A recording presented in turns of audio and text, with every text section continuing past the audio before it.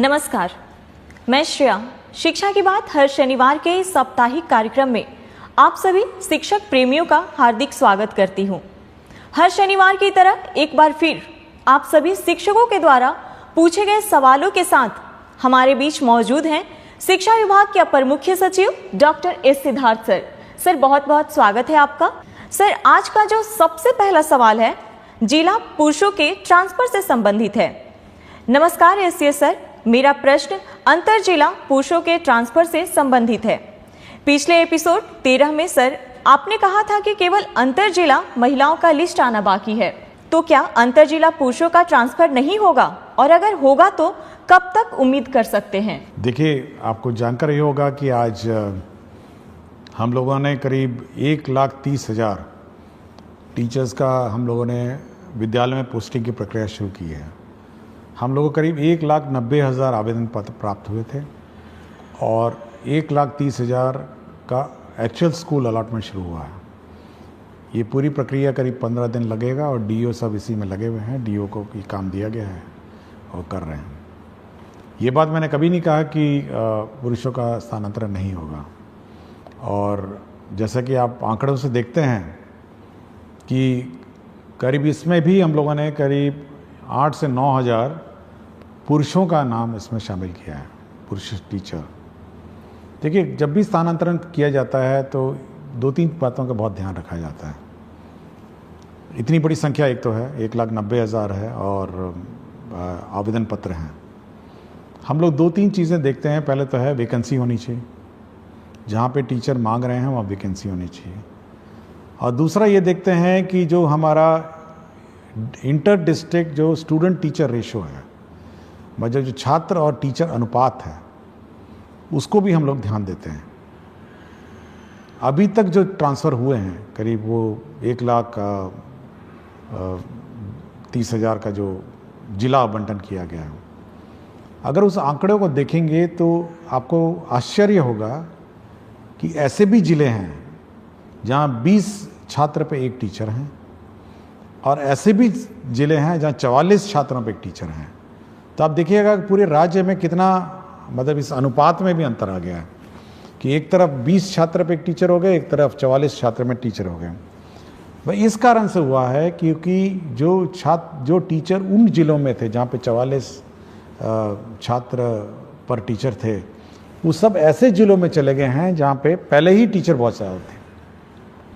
तो एक तो हम लोगों को ये मेंटेन करना पड़ता है। पूरे राज्य का औसतन है 30 छात्र पर टीचर हैं। तो हम लोग को ये नियंत्रण रखना पड़ता है कि ऐसा ना हो कि अचानक एक ज़िला ऐसा हो जहाँ पे 10 छात्र हो जाएंगे एक टीचर पे। और जैसे ही ये ट्रांसफर्स होते हैं, देखिए एक चीज़ आपको सभी को सोचना भी चाहिए कि जहाँ से टीचर हटते हैं वहाँ स्कूल बंद भी होने लग जाते हैं। मतलब क्योंकि टीचर की कमी हो जाती है, जहाँ पे 5 टीचर थे अब 2 टीचर हो जाएंगे, तो स्कूल भी बंद होने लगते हैं। तो एक और जहाँ पे टीचर्स की अपनी व्यक्तिगत समस्याएं हैं, वहाँ पे सभी को छात्रों की भी समस्याओं को समझना चाहिए। मतलब छात्र भी, मतलब जहाँ उसको 5 टीचर आज थे, जैसे ही वो टीचर स्थानांतरण होकर चले जाएंगे उसके बाद 2 टीचर बच जाएगा, और वही 5-6 क्लासेस जो हैं वो अब 2 टीचर पढ़ाएंगे। तो कितना कठिनाई छात्र को होगा। तो ये सब देखते हुए हम लोग करते हैं। फिर भी हम लोगों ने 1,30,000 टीचर्स अकोमोडेट किए हैं, और सबसे ज़्यादा जो हम लोग का प्रेशर है, जो सबसे ज़्यादा टीचर्स का स्थानांतरण का जो दबाव है, वो है पटना ज़िला में। और पटना ज़िला में इतना ज़्यादा दबाव है, ऐसा लगता है जैसे, मतलब एक अनुमान हम कहेंगे कि 15,000 टीचर जो हैं और पटना की तरफ जिला का ऑप्शन दे चुके हैं। तो इतनी बड़ी संख्या में जैसे ही 15,000 टीचर हम लोग अकोमोडेट करने की कोशिश करते हैं, तो आप अनुमान लगा सकते हैं कि मतलब स्टूडेंट और टीचर रेशो पूरे राज्य का कितना मतलब अजीब हो जाएगा। तो हम लोग कोशिश कर रहे हैं। हम लोग जहाँ जहाँ पुरुषों ने मांगा, जहाँ पर वैकेंसीज थी, जहाँ जहाँ टीचर्स कम थे, हम लोगों ने वहाँ ज़िलों में पुरुषों को भी हम लोगों ने अकोमोडेट किया। अभी उनके इनबॉक्स में दिख नहीं रहा होगा, 1-2 दिन में वो भी पुरुषों में भी दिख जाएगा। तो धीरे धीरे जैसे जैसे वैकेंसीज आती जाएंगी या हम लोग को दिखने लग जाएंगी, हम लोग करेंगे। तो मैंने कभी ये नहीं कहा कि पुरुषों का नहीं करेंगे, हम केवल यही एक कंस्ट्रेंट है कि हम लोग शिक्षक छात्र अनुपात देखते हैं और वैकेंसी देखते हैं, और जैसे जैसे होगा होगा।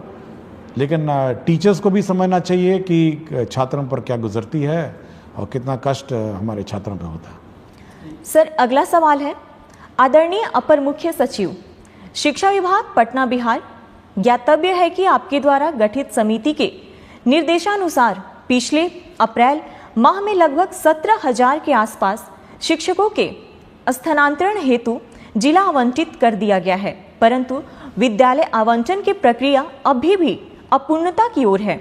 महोदय, अनेकानेक शिक्षक व शिक्षिका के पुत्र व पुत्री का नामांकन नए सत्र में नए विद्यालय में होने हैं। विद्यालय आवंटन की प्रतीक्षा में टकटकी लगाए बैठे अनेक शिक्षक व शिक्षिका अपने पुत्र पुत्री और प्रतिपाल्य का नामांकन नहीं करा पा रहे हैं। महोदय से विनम्रता पूर्वक अनुरोध है कि जिन शिक्षक व शिक्षिका का जिला आवंटन हो चुका है उन्हें यथाशीघ्र विद्यालय आवंटित कराने की महती कृपा करें। आपका ही अपना सेवक। देखिए, ये ज़रूर है कि थोड़ा विलम्ब हुआ है सभी को अपना विद्यालय अलॉटमेंट का, लेकिन मैं चाहूँगा कि सभी शिक्षकों को इसकी प्रक्रिया की भी थोड़ी जानकारी देना चाहता हूँ कि किस प्रकार कितना कठिन होता है ये स्कूल आवंटन की प्रक्रिया। देखिए, अगर कोई नया टीचर आता है, जैसे TRE 3 आपने देखा होगा, हम लोगों ने प्रखंड मांगा और सबको अलॉट कर दिया। ये बहुत सिंपल प्रक्रिया है कि नया टीचर आया और उसको स्कूल में। लेकिन यदि कोई TRE 1 और TRE 2 जिसको पूर्व में पहले ही स्कूल आवंटित है और वो ऑलरेडी पदस्थापित है, स्कूल में संचालित है, उसका ट्रांसफ़र सबसे डिफ़िकल्ट काम है, क्योंकि उसको उस स्कूल से हटाना है, दूसरे स्कूल में ले जाना है, और 38 जिलों से टीचरों को चलना है, मतलब शिफ्ट होना है, और 38 जिलों में पोस्टिंग करना है। मतलब आप अगर उस शीट को देखेंगे, जब शीट देखते हैं तो बिल्कुल भयावह दिखता है। 1,90,000 टीचर जो पूर्व में किसी व्यवस्था से पोस्टेड थे और अपने अपने ज़िलों में पोस्टेड थे, कोई भी ऑर्डर से, जिस भी ऑर्डर से हो, रैंडम कर दिया गया हो या अन्य है, उस पूरी व्यवस्था को जब हम लोग फिर एक बार रिकैलकुलेट करते हैं और ऑप्शन के हिसाब से 1,90,000 अभ्यावेदन में से हम लोग करीब 1,30,000 हम लोग निकाल पाए हैं। 1,30,000 का मतलब ये है कि 1,30,000 टीचर इधर से उधर जा रहे हैं, मतलब स्कूल से दूसरे स्कूल जा रहे हैं, ये टीचर उधर से उधर जा रहा है। तो इतनी कॉम्प्लिकेटेड जो प्रक्रिया है, और उसमें ये भी देखना है कि जो टीचर जब जा रहा है तो उसका रिप्लेसमेंट दूसरा टीचर कर रहा है नहीं कर रहा है। पता चला मैथ्स का टीचर चला गया एक स्कूल छोड़ के, दूसरा मैथ्स का टीचर पहुंचा नहीं, या फिर प्राइमरी में 5 टीचर में थे, 3 टीचर चले गए, पता चला 3 टीचर रिप्लेस नहीं हुए।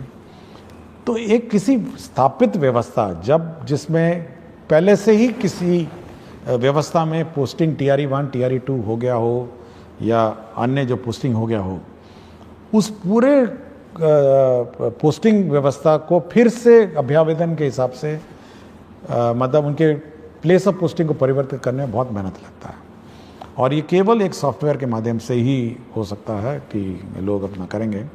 और हम लोगों ने काम शुरू कर दिया, जैसे कि मैंने पहले प्रश्न में बताया, और सभी को 23 से 30 तक नए स्कूल में ज्वाइन करना होगा, और 20 तारीख को सभी के ई-शिक्षा कोश के जो ऐप है, जो उनका वेबसाइट है, उसमें आपको ट्रांसफ़र ऑर्डर मिल जाएगा, और इसी हिसाब से वो अपना प्लानिंग कर सकते हैं। लेकिन टीचर्स को ये समझना चाहिए कि एक स्थापित पोस्टेड व्यवस्था, जहाँ पे पहले ही पोस्टिंग हो गई हो, और जहाँ पर मेरे ख्याल से बहुत सारे टीचर ऐसे भी थे जो सोचे भी नहीं होंगे कि 3 साल पहले इनका ट्रांसफ़र हो सकेगा, और ये उम्मीद नहीं होगी, लेकिन हम लोगों ने उन संवेदनशील होकर उनसे आवेदन पत्र लिए, उनके कष्ट समझे, और हम लोगों ने कहा कि नहीं, हम लोग जहाँ तक संभव हो करेंगे, और हम लोगों ने 1,30,000 टीचर्स का सिलेक्शन किया और पोस्टिंग कर रहे हैं, और जो बच गए हैं वह भी निराश नहीं हो। हम लोग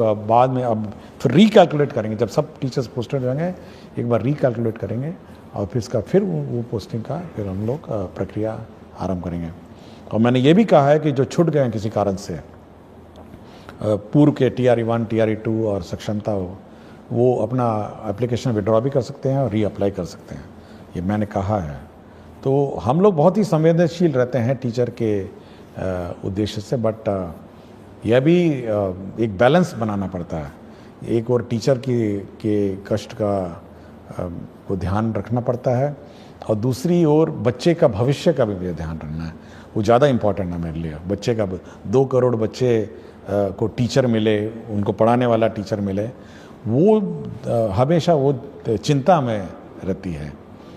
टीचर का ट्रांसफ़र बड़ा आसान काम है, लेकिन बच्चे को एक शिक्षक देना ये बड़ा डिफ़िकल्ट काम है। तो ये बैलेंस बनाकर हम लोग चलते हैं, इसलिए टीचरों को निराश नहीं होना चाहिए। सरकार संवेदनशील है और मैं चाहूँगा कि वो लोग सभी टीचर्स नए पदस्थापन स्थान पे जब जाएंगे तो नए बच्चों को पढ़ाएंगे और उनका भविष्य देखेंगे। सर, एक अनिल कुमार सिंह, प्रभारी प्रधानाध्यापक, आदर्श बालिका +2 उच्च माध्यमिक विद्यालय रामगढ़ से हैं। कहते हैं, एसीए सर को सादर प्रणाम। आपका व्यक्तित्व संवेदनशीलता और शिक्षा में सुधार के प्रति आग्रह प्रेरित एवं प्रभावित करता है। सर, मेरे 2 सवालों में प्रथम सवाल है कि क्या विद्यार्थियों को डीबीटी के माध्यम से राशि उपलब्ध कराकर बाजार से किताबों की खरीद की व्यवस्था की जा सकती है? सर, मेरे विद्यालय को पीएम श्री विद्यालय बना दिया गया है। दूसरा प्रश्न इसी से संबंधित है कि विभाग पीएम श्री विद्यालयों की व्यवस्था के संदर्भ में विभाग क्या सोच रखती है? देखिए, पहले किताबें छपती थी और विलम्ब होता था, और ऐसे भी हुआ कि सत्र शुरू हो गया, नवंबर में जाके किताबें में मिली हैं कुछ सालों में। लेकिन फिर सरकार ने सोचा कि चलिए डीबीटी कर देते हैं। देखिए, डीबीटी में एक बहुत बड़ी समस्या है। एक तो किताबें मिलना बाज़ार में, और समय पे इतनी सारी किताबें मिलना, मतलब आप समझ सकते हैं 2 करोड़ बच्चे हैं और बच्चों को किताब नहीं मिली, बाज़ार में भी किताब उपलब्ध नहीं हुई, पब्लिशर्स ने प्रिंट नहीं किया और बड़ी ख़राब किस्म की क्वालिटी की किताब मिली। ऐसे भी हुआ कि बच्चे पुरानी किताबें इधर उधर से बोरो करके लिए। लेकिन अब ये व्यवस्था है कि किताबों की छपना की प्रक्रिया जो है वो परिवर्तित हो गई है। आप देखेंगे, हम लोगों ने अब कल ही मेरी समीक्षा हुई और हम लोगों ने 1 अप्रैल 2025 में जो किताबें दी जानी हैं उसकी छपाई पर निर्णय अब कल ही हम लोगों ने ले लिया कि कल हम लोगों ने कहा कि नहीं, एक प्रक्रिया आरंभ की जाए और वो 1 अप्रैल 2026 में बटनी है। तो आप सोच सकते हैं कि कितना लंबा प्लानिंग इसका होता है, ताकि हम लोग का ये है उद्देश्य है कि सत्र शुरू होने से पहले, मतलब 1 अप्रैल जो स्कूल क्लास शुरू होगी उससे पहले कम से कम 1 महीने पहले किताबें पहुंच जाए। और इस बार चुनाव भी है बीच में, तो इसलिए हम लोगों ने जल्दी शुरू किया है कि किसी प्रकार का व्यवधान ना हो, समय पे किताबें छप जाएं, ताकि 1 अप्रैल 2026 में ये किताबें, नई किताबें मिल जाएं। और साथ ही साथ जो किताबों में परिवर्तन भी करना है, रिवीजन हर साल होता है, तो इस साल किताबों का रिवीजन भी शुरू हो गया है और करीब हम लोग को लगता है कि सितंबर 1 से किताबें एक्चुअली प्रिंटिंग शुरू हो जाएगी और किताबें पहुंचने लग जाएंगी स्कूल में करीब जनवरी, फरवरी, मार्च में। तो समय पे आपको किताब मिल जाएंगी। इसलिए डीबीटी पर ज़्यादा हम लोग जोर नहीं देते हैं कि समय पे किताब जब मिल ही रही है तो मेरे ख्याल से शिक्षकों, विद्यार्थियों को कठिनाई नहीं होगी। दूसरा, उन्होंने कहा पीएम श्री। ये पीएम श्री जो विद्यालय हैं ये भारत सरकार की सेंट्रली स्पॉन्सर्ड स्कीम है और इसके अंतर्गत जो स्कूल हैं उसको एक आदर्श स्कूल बनाना है। उसके बिल्डिंग कंप्लीट होने हैं, साथ ही इंफ्रास्ट्रक्चर का कंप्लीट होना है, इसके लेबॉर्ट्रीज कंप्लीट होने हैं, साथ ही साथ उसके म्यूज़िक, स्पोर्ट्स, सारे मतलब सभी उसके आयाम उसका कंप्लीट करने हैं।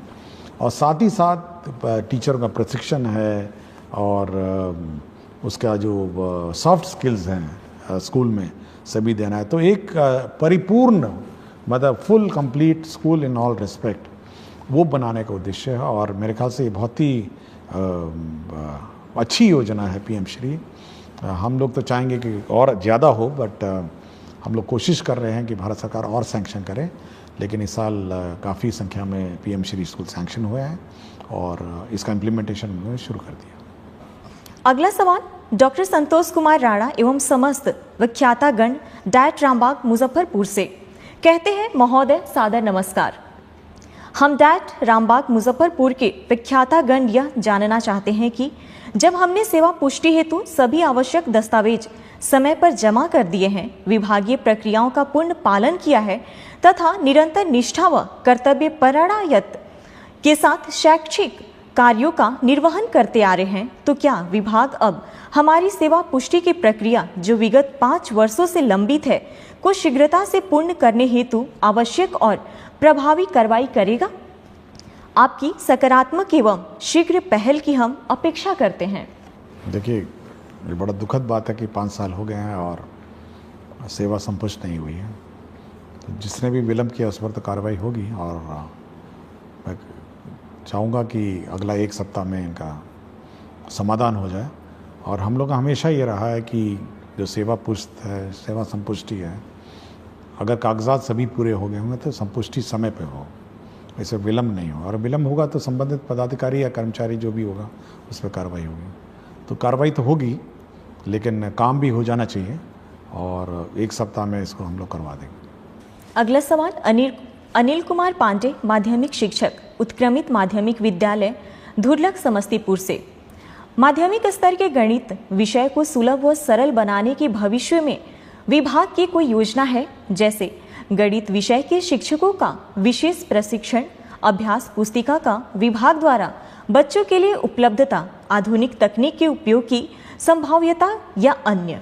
देखिए, मैथ्स बहुत इम्पॉर्टेंट सब्जेक्ट है और मैं पिछले बहुत सारे एपिसोड में मैंने कहा है, हम लोगों ने पिछले बार 100 दिन वाला कैंपेन भी चलाया था कि 100 दिन केवल मैथ्स और रीडिंग की क्लासेस, पहले क्लास और दूसरी रहेगी। हम लोगों ने एक FLN भी हम लोगों ने डेवलपमेंट प्रोसेस किया, बहुत सारे FLN किट्स भी डेवलप हुए। और हम लोगों का है कि मैथ्स जैसे सब्जेक्ट है, बहुतों को कठिन भी लगता होगा, लेकिन FLN किट के माध्यम से उसको सरल बनाया जा सकता है और लर्निंग भी ईजी बनाई जा सकती है। और मैं पिछली बार जब SCRT में एग्जीबिशन में गया था तो बहुत अच्छे इनोवेटिव FLN किट्स भी थे जो मैथ्स से संबंधित थे, केवल मैथ्स से संबंधित थे। और मैं चाहूँगा SCRT इसको प्रचार प्रसार करे और टीचर्स का ट्रेनिंग दे, और टीचर्स के ट्रेनिंग में कम से कम ये FLN किट्स कैसे मैथ्स पढ़ाए जाएं इस पर विशेष ध्यान दें। और साथ ही साथ SCRT में भी हम लोग इस बार जो टीचर्स ट्रेनिंग का जिस साल का सत्र है उसमें FLN और मैथ्स और रीडिंग एबिलिटीज़ बच्चों में कैसे डेवलप की जाए इस पर ट्रेनिंग पे हम लोग जोर देंगे। सर, अगला सवाल भूपेंद्र कुमार त्रिपाठी, मध्य विद्यालय कर्मा, गुरारू गया, BPSC TRE 2 द्वारा चयनित गणित विज्ञान का शिक्षक है। महोदय, आपका ये हर शनिवार का संवाद करना काफ़ी सराहनीय है और हमें आपसे जुड़ने और आपको सुनने का मौका मिलता है, जिससे पूरा शिक्षक समाज काफ़ी लाभान्वित होता है। महोदय, बिहार में ट्यूशन की वैल्यू इतनी ज़्यादा है कि बच्चे स्कूल ना आकर वहाँ जाते हैं, और सबसे बड़ी विडंबना यह है कि सरकार को मालूम है कि काफ़ी सारे ट्यूशन टीचर स्कूल के समय में ही क्लासेस चलाते हैं। इस वजह से काफ़ी बच्चे स्कूल नहीं आते। इस पर सरकार कोई कार्यवाही क्यों नहीं कर रही है? मैं पिछले साल से अब तक कई बार गांव में जाकर और पेरेंट्स टीचर मीटिंग करके लोगों को समझा चुका हूं, परंतु अभी भी बहुत सारे बच्चे रेगुलर स्कूल नहीं आते हैं। इसके लिए सरकार क्या कदम उठाएगी? देखिए, पिछले एपिसोड में मैंने कहा था कि जो ट्यूशन है, स्कूल अवधि में कोई भी सरकारी स्कूल में नामांकित छात्र ट्यूशन में नहीं जाए, और सरकारी शिक्षक उस अवधि में ट्यूशन में क्लासेस नहीं ले सकते हैं। यह पूर्ण रूप से प्रतिबंधित, और यह भी प्रतिबंधित है कि कोई भी सरकारी शिक्षक ट्यूशन नहीं पढ़ा सकते हैं, ये बिल्कुल प्रतिबंधित है। और यदि कोई शिक्षक जानबूझ के और इस मतलब जबरदस्ती या जानबूझ के इस रूल का उल्लंघन करता है कि मतलब वो सरकारी शिक्षक जो है वो किसी ट्यूशन क्लास मतलब ट्यूशन कोचिंग सेंटर में पढ़ाएगा, तब तो उसमें कार्रवाई हो जाएगी। उसका काम ये है कि जो हमारे स्टूडेंट हैं, सरकारी स्कूल में स्टूडेंट हैं, उनको पढ़ाए। यह बिल्कुल अलाउड नहीं है कि कोई भी सरकारी टीचर किसी कोचिंग सेंटर में पढ़ाएंगे। ये मैं बिल्कुल स्पष्ट कर दिया हूँ और इस संबंध में हम लोग स्पष्ट निर्देश भी देंगे। और कोई कंप्लेंट आएगा तो उस पर तो कार्रवाई हो जाएगी, क्योंकि यह हम लोग नहीं चाहते हैं कि एक कोई स्टूडेंट मतलब यह देखे कि अपना टीचर ही जब चला गया ट्यूशन पढ़ाने तो वो भी चला जाएगा, स्वाभाविक है। तो यह पब्लिक को भी अलर्ट होना है और बाकी टीचर्स को भी अलर्ट होना है कि किसी भी परिस्थिति में सरकारी शिक्षक ट्यूशन नहीं पढ़ाएंगे और सरकारी स्कूल में जो नामांकित छात्र हैं वह ट्यूशन सेंटर में नहीं जाएंगे ट्यूशन अवधि में, मतलब सॉरी जो स्कूल अवधि में। स्कूल का अवधि के बाद वो अपना ट्यूशन जहाँ लेना लें और प्राइवेट टीचर अपना जो पढ़ाना पढ़ाएं, वो हमको कोई आपत्ति नहीं। लेकिन ये बिल्कुल बहुत ही स्पष्ट है। और हम लोग biometric attendance, photo based attendance शुरू करने वाले हैं स्टूडेंट्स का भी। तो जल्दी जैसे लौटेंगे अपने समर वेकेशन से, तो स्टूडेंट्स का बायोमेट्रिक अटेंडेंस भी हम लोग कंपलसरी कर देंगे। तो यह हम लोग यह टॉलरेट नहीं करेंगे कि स्टूडेंट्स क्लास मिस करें, क्लास से गायब रहें, अन्यथा कहीं घूम रहे होंगे। ये बायोमेट्रिक अटेंडेंस स्टूडेंट्स का भी हम लोग समर वेकेशन के बाद शुरू कर देंगे। सर, अगला सवाल है। नमस्कार एससीएस सर, मैं राशिद आलम यूएमएस भीमाइन खैरा जमुई में उर्दू टीचर के रूप में कार्यरत हूँ। सर, मेरे स्कूल में उर्दू के स्टूडेंट हैं, उर्दू में पढ़ाई भी होती है, लेकिन एग्ज़ाम के क्वेश्चन पेपर उर्दू सब्जेक्ट का नहीं आता है। मजबूरन संस्कृत सब्जेक्ट का एग्ज़ाम लेना पड़ता है। कृपया इसका सॉल्यूशन कीजिए। नहीं, ये बिल्कुल गलत है और मैं ये चेक करूँगा कि उर्दू का पेपर क्यों नहीं गया। उर्दू का अगर पढ़ाया जाता है तो उर्दू का पेपर जाना चाहिए, संस्कृत का पढ़ाया जाता है तो संस्कृत जाना चाहिए। ये बिल्कुल गलत है कि उर्दू पढ़ के संस्कृत लिखेगा या संस्कृत पढ़ के उर्दू का, नहीं, ये गलत, बिल्कुल गलत। और जहाँ पर भी लापरवाही हुई है मैं इसको चेक करूँगा। सर, अगला सवाल नरेश कुमार निराला जिलाधिकारी से पुरस्कृत विशिष्ट शिक्षक आदर्श प्राथमिक विद्यालय केवला से कहते हैं, जी नमस्कार सर, शिक्षा की बात शनिवार मेरा प्रश्न है कि वर्ष 2007 में हजारों नवसृजित प्राथमिक विद्यालय खोला गया और सैकड़ों प्राथमिक को उत्क्रमित कर मध्य विद्यालय बनाया गया, जो काफ़ी सराहनीय कार्य रहा। अभी भी बहुत से ऐसे पंचायत है जहां नवसृजित प्राथमिक विद्यालय खोलने की अति आवश्यकता है और ऐसे कुछ प्राथमिक विद्यालय भी हैं जिसे उत्क्रमित कर मध्य विद्यालय बनाने की जरूरत है। कई ऐसे उच्च माध्यमिक विद्यालय 7 वर्ष पूर्व बनकर तैयार है, लेकिन अभी भी उस भवन में कक्षाएं संचालित नहीं हो रही है। जैसे सुपौल जिला के छातापुर प्रखंड के उत्क्रमित उच्च माध्यमिक +2 विद्यालय भीमपुर का 3 मंजिला भवन जो लगभग 7 वर्ष पूर्व बनकर तैयार है, लेकिन आज भी उसमें पढ़ाई नहीं हो रही है। सरकार और विभाग नए प्राइमरी स्कूल खोलने और कुछ प्राइमरी स्कूल को मध्य विद्यालय में उत्क्रमित करने और भवन बने उच्च माध्यमिक विद्यालय में कक्षा संचालित करने पर क्या विचार रखती है? देखिए, जो स्कूल की बात कर रहे हैं जहाँ बिल्डिंग बन के तैयार है और संचालित नहीं हुआ, मैंने डीओ से बात की और डीओ ने कहा कि क्योंकि जिस कारण से जब हेडमास्टर को आदेश दिया गया था उसने वहाँ अपना स्कूल शिफ्ट नहीं किया, जिसके कारण से डीओ पे जो हेडमास्टर है उस पर कार्रवाई भी हुई। और मेरा बिल्कुल स्पष्ट है, जो डीओ ने कहा कि वहाँ पे पानी जमता है या रोड का कोई इश्यूज़ है, उसने बहुत सारे कारण बताए, तो मैंने उसको स्पष्ट कहा है कि सोमवार से स्कूल शुरू हो जाना चाहिए और सोमवार से क्लास का संचालन स्कूल में हो जाना चाहिए। मैंने बिल्कुल स्पष्ट कहा है और अगर नहीं होगा तो मैं डीओ पे कार्रवाई कर दूँगा। तो ये बिल्कुल स्पष्ट है कि अगर स्कूल बनकर तैयार होगा तो शुरू हो जाना चाहिए और क्लास से शुरू हो जानी चाहिए। कोई कारण नहीं होना चाहिए कि वहाँ स्कूल नहीं हो। दूसरा है कि हम लोग अभी भी बहुत सारे कई जगह दिखते हैं कि प्राइमरी स्कूल का अभाव है। अभी हाल ही में मैं नवादा गया था, तो जो कोडरमा का बॉर्डर ज़िले हैं पहाड़ों पे, कुछ लोग वहाँ से आए थे और वो अपने गांव में प्राइमरी स्कूल की मांग कर रहे थे कि भाई हमारे यहाँ स्कूल होना चाहिए। तो ऐसे सब क्षेत्र जहाँ पे प्राइमरी स्कूल पहाड़ी इलाके हैं और जहाँ पे 1 किलोमीटर से कम दूरी वाले क्षेत्र हैं, तो हम लोग उस जितने भी ऐसे रिमोट लोकेशंस हैं और जहाँ पर प्राइमरी स्कूल नहीं है, जो सरकारी नॉर्म है, हम लोग का सरकारी नॉर्म है और हम लोग का सरकार का लक्ष्य है कि प्राइमरी स्कूल्स हों, और जहाँ पर भी बच्चे ज़्यादा हैं या हर पंचायत में हम लोगों ने ऑलरेडी हाई स्कूल में उत्क्रमित कर दिया है, और कोशिश करेंगे कि प्राइमरी स्कूल को भी हम लोग कम से कम मिडिल स्कूल में उत्क्रमित करेंगे। सर अगला सवाल कहते हैं, मेरा नाम संतोष कुमार, ग्राम पोस्ट सरौनी कला, थाना बिहारीगंज, प्रखंड ग्वालापारा, मधेपुरा जिला से हूँ। शिक्षा के क्षेत्र में किए गए आपके उत्कृष्ट कार्य को सादर प्रणाम सर जी। जब से बिहार में शिक्षा का पद आप और के पाठक सर जी संभाले हैं, तब से बिहार में शिक्षा के क्षेत्र में काफी सुधार हुआ है। मुझे आप पर बहुत गर्व है सर जी। महोदय से मेरा प्रश्न यह है कि जिस प्रकार से बच्चों को सर्वांगीण विकास के लिए खेलकूद एवं कला प्रशिक्षण भी अनिवार्य है, जिसमें बच्चों को खेल तो कराया जाता है किंतु कला नहीं सिखाया जाता है, जबकि शिक्षा और कला एक दूसरे का पूरक है।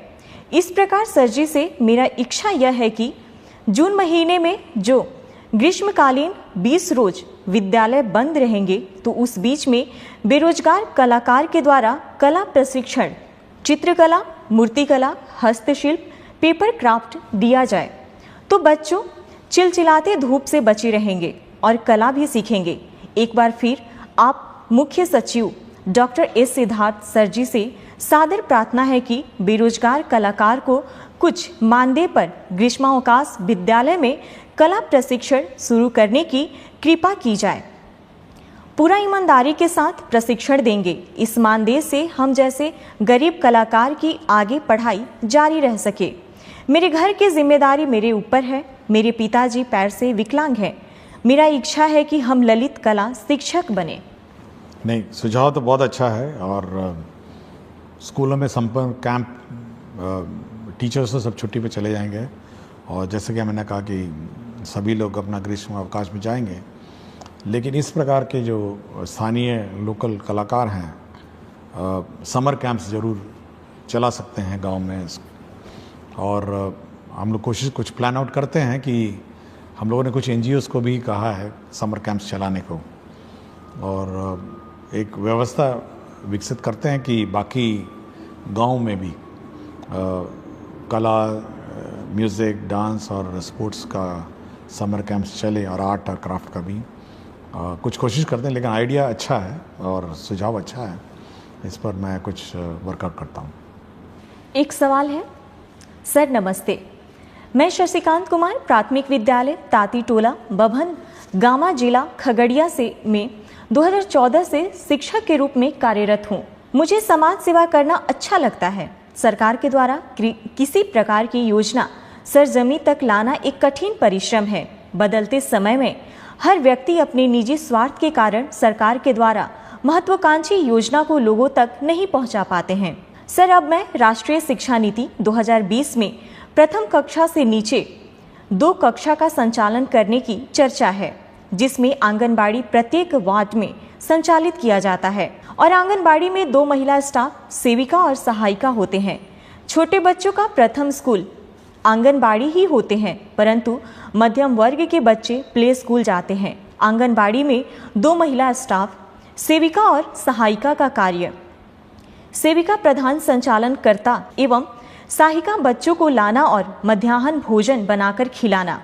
सेविका द्वारा 16 से 20 पंजी का संधारण करना होता है। स्टाफ उपस्थिति पंजी, अन्नप्राशन पंजी, गोद भराई पंजी, भंडार पंजी, टीकाकरण पंजी, सामाजिक बैठक पंजी, दूध वितरण पंजी, राशन वितरण पंजी, बालबाड़ी बच्चा उपस्थिति पंजी, विवाह पंजी, विवाह, मृत्यु एवं जन्म पंजी, महिला मंडल बैठक पंजी, सर्वे पंजी, निरीक्षण पंजी, वजन पंजी, मुख्यमंत्री कल्याण कन्या उत्थान योजना पंजी, प्रधानमंत्री मातृ वंदना योजना पंजी, जिसमें सेविका क्या क्या करे। सरकार की शिक्षा और पहल में जन्म के बाद 3 से 6 साल में के बच्चों को बालबाड़ी में शिक्षा दी जाती है, जिसमें शैक्षणिक गतिविधि के लिए स्टाफ की कमी है।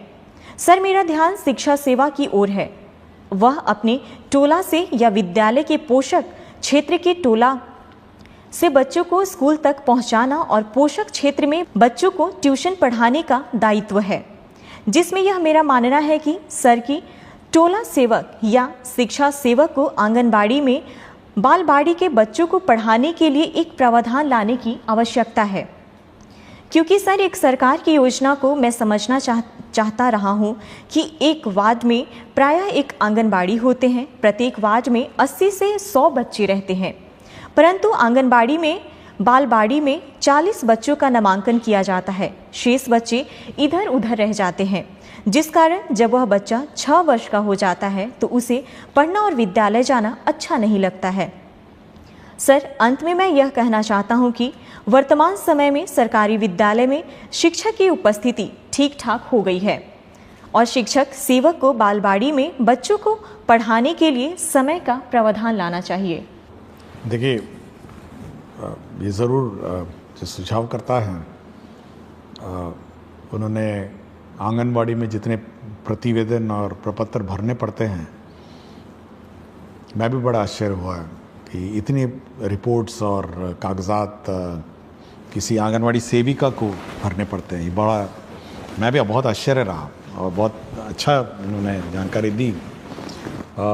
हम लोग का ये जो कार्यक्रम है उसमें ये है कि जितने भी हम लोग आंगनबाड़ी के बच्चे हैं वो तो आंगनबाड़ी में पढ़ते हैं, 40 बच्चे जैसे कहा, और बाकी बच्चों को प्री स्कूल के रूप में जो प्राइमरी स्कूल है उसमें रखने का प्रावधान है। और हम लोग ने शुरू ही किया अभी कि जितने भी नॉन आंगनबाड़ी, जो आंगनबाड़ी में बच्चे नहीं हैं, उनको प्ले स्कूल के रूप में प्राइमरी स्कूल में रखा जाए, और जिसको कहते हैं प्री प्राइमरी, और उसमें रखने के बाद 2 साल रखने के बाद फिर वो बच्चे अपना स्कूल में आ जाएंगे। तो ये व्यवस्था करने के लिए हम लोगों ने कार्यक्रम बनाया और ऑलरेडी हम लोग बहुत स्कूल में शुरू कर चुके हैं, और मैं ज़रूर इसका रिव्यू करूँगा कि सभी प्राइमरी स्कूल्स में प्री प्राइमरी क्लासेस भी हों जहाँ पे ये सब बच्चे रहें, और साथ ही साथ आंगनवाड़ी में तो है ही बच्चे, तो ये रिव्यू करूँगा। और ये अच्छा सुझाव था कि जो टोला सेवक हैं, तालीमी मरकज़ हैं और अन्य जो साधन सेवी सब हैं, तो ये सब इसमें सहयोग कर सकेंगे, और बच्चे कम से कम प्राइमरी स्कूल से पहले 2 साल पहले ही स्कूल में कम से कम 1 घंटा आएँ और बैठें और जाएँ। ये व्यवस्था हम लोग लागू करें। बहुत बहुत शुक्रिया सर। अगला सवाल एक शिक्षिका प्रखंड पोठिया किशनगंज से हैं। महोदय, मैं 14 वर्षों से प्रभार में हूँ।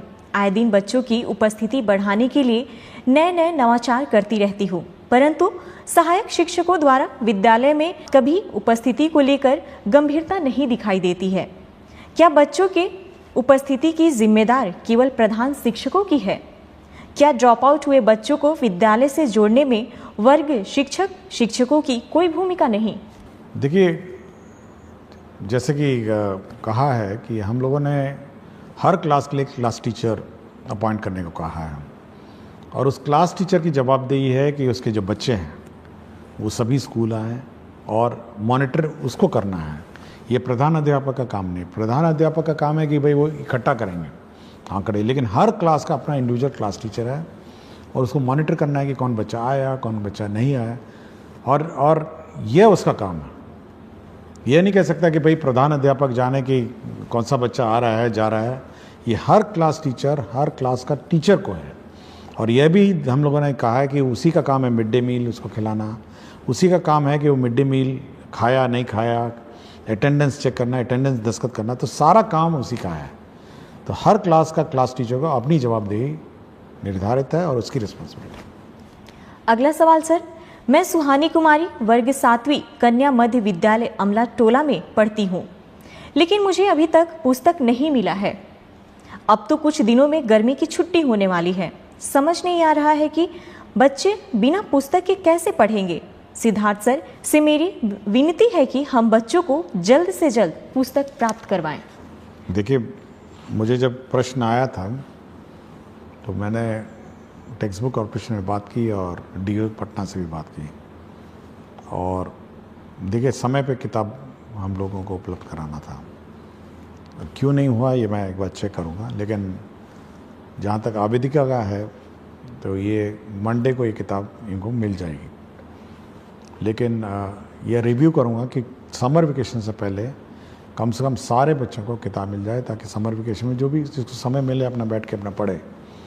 और ये घटना होनी नहीं चाहिए थी, बट मंडे को इसको किताब मिल जाएगी। लेकिन कोशिश करेंगे कि अब ये डिले नहीं हो। सर आज का आखिरी सवाल, सर लाइब्रेरियन की वैकेंसी कब तक आएगी? कृपया इस पर संज्ञान लें, आपकी विश्वासी। हम लोग अभी कैलकुलेशन कर रहे हैं, इस पर हम लोग देख रहे हैं कि क्या वैकेंसीज हैं और क्या है। एक बार देख लेंगे, उसके बाद इस पर निर्णय करेंगे। बहुत बहुत धन्यवाद सर। अगले सप्ताह फिर से मुलाकात होगी शिक्षा की बात हर शनिवार के साथ।